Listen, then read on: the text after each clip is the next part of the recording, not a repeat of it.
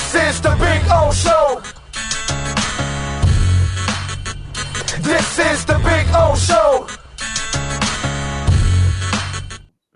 Right, Ira? What, Richmond wasn't there for that Super Bowl? Right, like you're asking me here in Milwaukee without my computer on. So I'll leave that up to you, Big O. I trust the shit out of you, dude. You can talk sports. Get the hell out of here. You got to give me the show pre-prep sheet. I didn't know I was coming to this. This just happened just out of some guy asked. You know what I mean? But I trust you when it comes to sports. You follow everything, dude. So you're not one, because normally a lot of writers are kind of tunnel vision into their own sport and their own team because that's what they cover all the damn time. They don't really have a lot of time. But you, Jason Cole, there's been a couple of guys that I've run into over the years that you can talk them all. And you're one thing I'll say to your point before I came on with our accurate Pembroke Pines report is this whole thing of, are you a Hall of Famer because you won a championship or not? Unless you're an individual sport, the boxing Hall of Fame, the tennis Hall of Fame, the golf Hall of Fame, where it's you. These are team sports. And yes, a player should elevate a team. I get that, Big O, but you can only elevate so much. And let's face it, if Jordan didn't have Pippen and Horace Grant or Dennis Rodman and Phil Jackson alongside, there would not have been that, right? There wouldn't have been. Because I know it was late in his career, we saw in Washington a different player, but you see that all the time. You need everything around you. Talking about is Rory Sparrow and Orlando Woolridge. Orlando Woolridge. Sure. And he scores 50 and you lose by 60 against the Celtics. You know, that's what used to happen to Jordan. Right. Coached by our friend Kevin Lockery. Exactly. Right. You need team sports are so different that honestly, I throw it out the window when it comes even all-stars. People say you have to have a winning record or where do you stand? People are going to talk now about whether Victor Wembanyama should be rookie of the year or defensive player of the year. Hey, you do what you can, the best you can, but you're also drafted into circumstances. And when you're drafted into a circumstance, hey, like a Tua, with a coach like Brian Flores who doesn't trust you, you wind up in a different situation. You have to have, matter of fact, the best word is chemistry. And if you don't have that chemistry, it doesn't matter how great a player you are. But again, the hall is for individuals. Team championships are for teams you all share in the rings. That's the difference. Does it enhance your legacy? Of course it does. But it has to be right place, right time, just as much for players. So like right before you came on, Mitch Richmond, we used to watch him kill himself in Sacramento. And you can only lift the king so much in those days. And he did what he did. Then when you put him with better players. Sure, run TMC with Golden State and Tim Hardaway, and you wind up in those situations. But you know what? It's also a case of when you can look at the Carmelones, the Charles Barkley, the John Stocktons, not everyone wins a championship. Look, Dan Marino. You go back to that. Well, Dan's not a champion, so he's not a great quarterback. I don't know. I saw him in every Super Bowl commercial. He must have a certain degree of greatness there also. And you know what? If Lionel Messi doesn't win the championship this year, he's still a damn pretty good player. It's just the team you're on. That's right. And Webb was drafted 90, so it's him. So they didn't even make it to that Super Bowl run. So that's the reason why Webb has probably no shot at making, unless it's like a veteran type of thing, down the line. All right. So let's get to this. Sure. Terrible luck, obviously. Jimmy, terrible personal issue, unfortunately. Terry, bad good news, I guess, right? Because it's only a knee sprain. Could have been worse. The old could have been worse. And you know what? The good news also is the timing. The Heat have an 8-day All-Star break. There is a chance Terry Rozier could miss more than 2 weeks and only miss 3 games because of the way the Heat schedule is. Because they come back, they play at New Orleans to start a road trip on a Friday, and they're off that Saturday, Sunday. So he could wind up 2 full weeks away and missing 3 games. Timing's not the worst there. Josh Richardson, I think more 2 to probably 4 weeks, but again, not as critical to the overall picture for the Heat. Yeah, no, I'm with you there. And then obviously the Jay Rich stuff, which I felt pain when he's writhing in pain on the floor because right away you knew it was serious, obviously. So this is terrible. But, the part that kind of bothers you a little bit is, guys, if you would have taken the regular season seriously from the get-go and built up a better record, you just have no room for error. You're looking at the standings. You're at number 8. I hope this Terry situation turns out to, develop the way you said, where he only misses a couple games, and it doesn't affect his return, that he can get back to form and help the team out a little bit, because this team has no room for error. It's almost the rest of this season is almost like you're in a playoff intensity mode. But they still won't play it that way because of the play-in and how they got back last year. But you're right, Big O. Right now, the Heat situation, they are number 8. They would start the play-in on the road at Orlando. If they lose that game, they'd come home, play the winner of Atlanta, Chicago. It's almost like Groundhog Day. Like we're back to where we were last year in the same situation. The teams you're chasing, let's be honest. We'll be honest right now. You're not catching Boston. You're not catching Milwaukee. And as much as it pains you to say it, you're not catching New York. You're not catching Cleveland. So there's 2 spots left there to catch Indiana or Philly. Well, tomorrow would have been the perfect opportunity. In Philadelphia, without Joel Embiid, you're going with Butler, you're going with Rozier, you're going with Richardson, you gain a game, except you don't have those 3. So what's set up as a favorable situation without Embiid, not so much anymore for you. So if you don't catch Philly or you don't catch Indiana, you're in the play-in. So you're right. They are in a subset of playoffs. Look, I would say this, Big O. Maybe you'll disagree.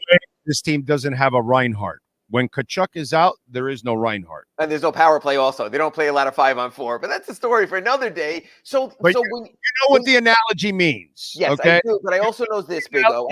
Big O, matter of fact, I'm going to put this on your plate now. I still believe this. If the Heat make the final 8 in the playoffs and get into the playoffs, except for the Celtics, I do not believe there's not another team the Heat can't beat in a best of 7. Boston, I think, is with Porzingis' height against the Heat, has separated themselves. But you know what? I'll go against Doc Rivers as the Bucks coach. I've seen him coach in the playoffs. Yeah. I'll go against the happy to be here New York Knicks that are going to drop streamers when they win a single playoff game, let alone a playoff series. I'll go against the glad to be here Cleveland Cavaliers, those other top 4 teams. So I think as long as the Heat can avoid number 8, because it seems pretty clear now Boston's going to be number 1, yeah, I'd go into any other series with the Heat and feel I have a shot. You have to avoid number 8. Yeah, well, but Mickey's also got to hate this because less home games, less money for the team too. That's the other thing that I know NBA owners love their home games. No, home playoff games, is part of it. The deep playoff run matters. Here's another thing. Do the Heat spend the money, about $600,000 or so, to even add a player on a 10-day contract? They pay about $200,000, but because of the Heat's tax position, it's more. You need bodies now.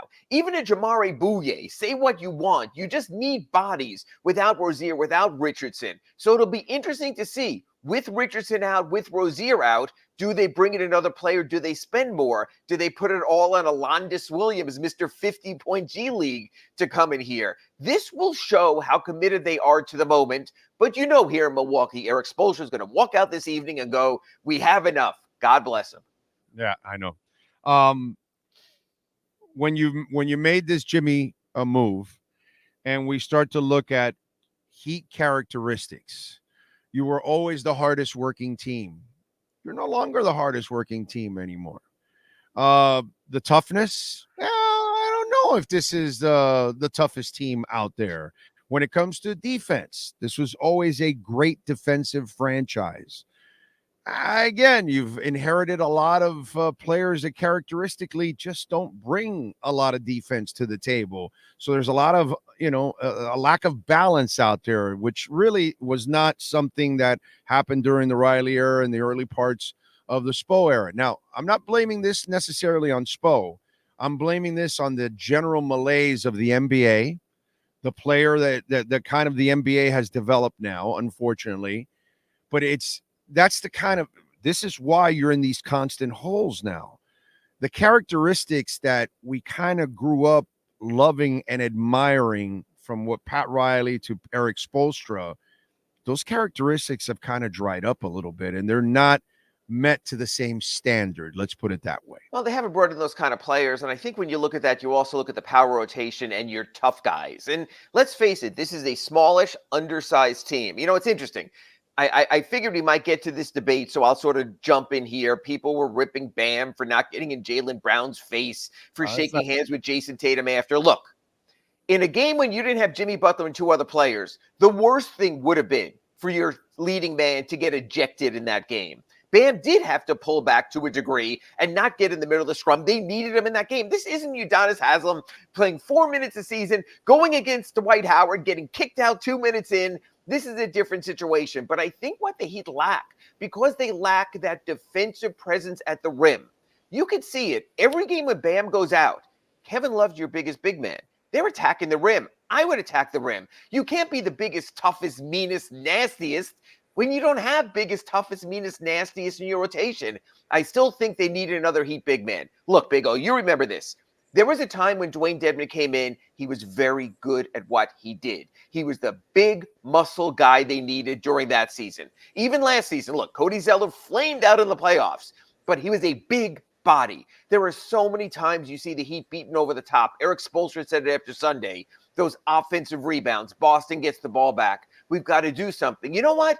You can't be biggest, meanest, nastiest, toughest, and play small ball. You can't. Mike D'Antoni's sons were not biggest, toughest, meanest. They were playing small ball. You need to have a bit more of a balance. I think the roster construction this year, once Thomas Bryant absolutely flamed out, and with Orlando Robinson not quite ready, and I don't mean this in a mean sort of way, but with Nikola Jovic on the softer side, just because he's 21, just because he's still learning how to play the game, he's not going to be a badass MFer. I get that.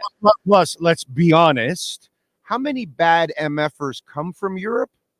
Okay, keep going. Go ahead. Don't worry about it. You know what? I would put Nikola Jokic in there because I think he. Only because he weighs 320 pounds. He can just push everybody aside. But I would have to go back. Let's get away from a 300-pounder. I'll go back to Drazen Petrovic. Yes, for a backcourt for a guy. Yeah. I'm gonna go. If you want me to find a tough, hard-nosed European player, that's that mofo right there. No, outside of that, they don't exist. They really don't. I wrote a story this year. I spoke to Bojan Bogdanovic from the Hawks, and I said, why is Nikola such a nice guy? He goes, it's the culture. It's who we are. These are countries that went through war and had enough of that and wanted to establish a decorum and a peace, and you see a different nature in players, especially now. Bam isn't dropping any hammer. That's not who he is. He's not this guy. Young this guy, not old this guy, young this guy. That's not who he is. He's not PJ Brown. You know, it's just there's a different type. I agree. The lineage has changed of who they brought in. You tend to go more these days for skill in the NBA because you're not allowed to touch another player anyway. So you're not going to have your Rick Mahorns. You're not going to have your McFilthy McNasties with Jeff Ruland. It's a different era and a different time. But I do agree, sort of like you see even in hockey, you do need an enforcer type of player for a just-in-case moment like we saw on Sunday. And again, the Heat have an open roster spot, so they certainly can get that kind of player if they wanted. I love how Heat Nation said they were shocked that UD didn't run out of the stands because he was at the game on Sunday. So, yeah, different time, different player, different roster, and all that stuff you see scribbled on the lane with these new culture jerseys and the culture court probably doesn't define this Heat team particularly well. I do agree with that. All right, let me piss off the really uptight Heat Nation out there for just a little bit. I don't mean anything bad by it, to be quite honest, but they will take it that way, unfortunately. I love Jaquez being in the dunk contest because it's fun for him. Get that shit out of your system early on in your career. I know he can dunk, but I don't really look at him like he's going to dunker, right? Me with all kinds of dunks. But what I do look at it as, I look at the NBA saying, hey, we don't get a lot of big names, but that dude is marketable as a young dude. Everybody around the league already knows him. He's winning Rookie of the Month honors like it's going out of style. He might not be the best dunker, but he actually brings a name to a competition that has no names anymore. So I actually thought business-wise, it was genius by the NBA to put Jaquez there. Overall, it's selfish for me as a Heat fan that he's there. Great. But in the big picture, I just think it was more of a business tool and really smart on their part because a lot to do with it. And just the fact that he is Mexican-American, the Hispanic angle, that plays. The NBA markets, they sell. I agree with that. I still am concerned that this is a player less than 2 weeks removed from a severe groin injury, playing in a dunk contest, who's going to try to use all his adrenaline to get all pumped up for that. Granted, they're going to have 5 days off after that competition. But again, you're not even dunking against Obi Toppin. You're dunking against his brother. You're not even dunking against an NBA player. You're dunking against Mac McClung, a G League player for the Osceola, or whatever they're called these days, Magic, and Orlando's farm team. So you're in a different place. Jaylen Brown's going to be there. So I think instead of Jaime dunking, I think he should choke him out when Jaylen Brown goes up. But hey, that's just me talking here. It's I don't mean this in a bad way. It's a garbage competition. I love the three-point shooting contest because it's real and what players do anyway. I think the Steph Curry Sabrina shootout will be fun because it brings a WNBA legend out there. You can have some fun with it. The dunk contest is tired, and unless you get it's All-Star Weekend. Unless you get the best of the best, what are you getting out there? So they'll try to hype it up, and maybe Jaylen Brown, because he's an All-Star, gives it a name. But I just think the time has come and gone. All the dunks have been done. We're past that dunking era. It's a different time in the NBA. Give us a skills challenge. Give us something that's silly and fun. God bless Jaime. Hope he wins. Not a big deal if he doesn't. Sorry, kiddies, that you missed Dr. J and Larry Dance Nance and Dominique Wilkins and Mike. Connie Hawkins. Throwing Connie Hawkins. Yeah, and Connie Hawkins. Sorry, kids, you missed the real dunk contest with the real superstars competing in it. You know, with Larry Bird just going like this and just like that. You know, just it's a beautiful thing. All right, what do you got going on in the Sun Sentinel so folks can check you out? You know, Duncan Robinson finally came around, had a good game Sunday. I talked to him what it was like, that concussion in New York. Didn't know he had one. And again, that's a scary thing for players because he thought he had a headache. He thought he was ill. His head slammed to the court in Madison Square Garden. He said only now is he feeling better because of that. And now you got Jaylen Brown trying to rip a socket out of his arm. So now he's questionable tonight here in Milwaukee with a strained elbow, strained shoulder. No crap. You know, after what happened to him, you can understand that. Obviously shorthanded going in. Looking at the possibility of who the Heat might add with these players being out now, I think a 10-day contract is most likely. Maybe, like I mentioned, Jamari Bouye coming back. They could look at other rights. I think you sit back and you wait for the buyout market. Does a DeLon Wright come available? Is there another player, especially someone willing to take a 10-day contract? Or do you just try to weather this? And my ask Ira today at sunsentinel.com was, is Bam tough enough? Does he show enough of that muscle and grit? And my thought is this: he doesn't have to, but someone does. Matter of fact, I'm going to put this on your plate right now because you hit me with the Richmond Webb one. Right now, if you had to pick from the Heat players, Orlando, Alzugaray, and our accurate Pembroke Pines report, who is the toughest Heat player on this roster right now in your view? It's Jimmy Butler by miles and miles and miles. It's not even as a perimeter wing player. Yeah. Yeah, no, everything. He's just he's the only guy, because he's the only star on the team, which I keep telling all you people this. Stars can turn it on and turn it off. Stars can impose their offensive will. He's the only player on the Miami Heat that can do what Bosh and LeBron and Alonzo Mourning and Tim Hardaway and Wade, like the real stars we've had here. Right. The only guy, and that's what I've been trying to explain to you all for years now. I love Bam. He's a super role player, what he is. Stars impose their will. He can't do it. And the other tough guy I would have mentioned, just because he's such a dirty MFer, might have been Kyle Lowry, because he's kind of like Isaiah-like. There'll be a fight, and he won't punch you in the face, but he'll shove you from the back and walk away. He was that kind of guy. So Young Lowry. This Lowry looks a little slower, little different times. Maybe we'll see him tomorrow in Philadelphia, but he was the guy. So interesting time for the like me with a boot right now, after foot surgery. So right. Yeah. I'll leave that alone. So again, tough road trip tonight here in Milwaukee. Bucks on the second night of a back-to-back, but the Heat got in late with travel problems. Tomorrow in Philly, then you regroup, see what you have. But I agree, the Heat put themselves behind the 8 ball because they lollygagged through too many games. Now it's going to be this real 30, 28 game fight to the finish that it shouldn't have to be, but they have no other choice. So you're finally with me on the super role player thing? No, because I think, honestly, Big O, here, if you're watching your screen, I think Bam has gone like this year. I think there were even times you agreed when Bam was at his best and had that real good run, say in December, and was rebounding and was scoring and was saying, give me the goddamn ball because I'm going to freaking dunk the ball. I'm going to get to the foul line. for 10 free throws, for 20 free throws. I'm going to get there. He was a different player. So right now we're riding the Bam coaster, but I do see a high point for him where if he reaches his height, he's more than a super role player. All right. Let's hope so, because we've been waiting. How long is it now? 7 years, 6 years? Yeah. Been waiting for that. 2017. All right. Yeah. Follow him on Twitter at Ira Heat. Catch his work there at the South Florida Sun Sentinel. Better yet, subscribe. Ira, have a fantastic week and safe travels, my friend, because you are traveling next week during the All-Star break in our accurate Pembroke Pines report. Thanks, Big O. Thank you, sir. There you go. Ira Winderman. Excellent, excellent conversation as always.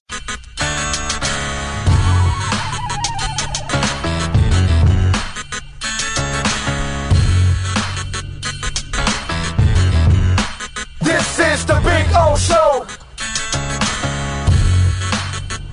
This is the Big O Show.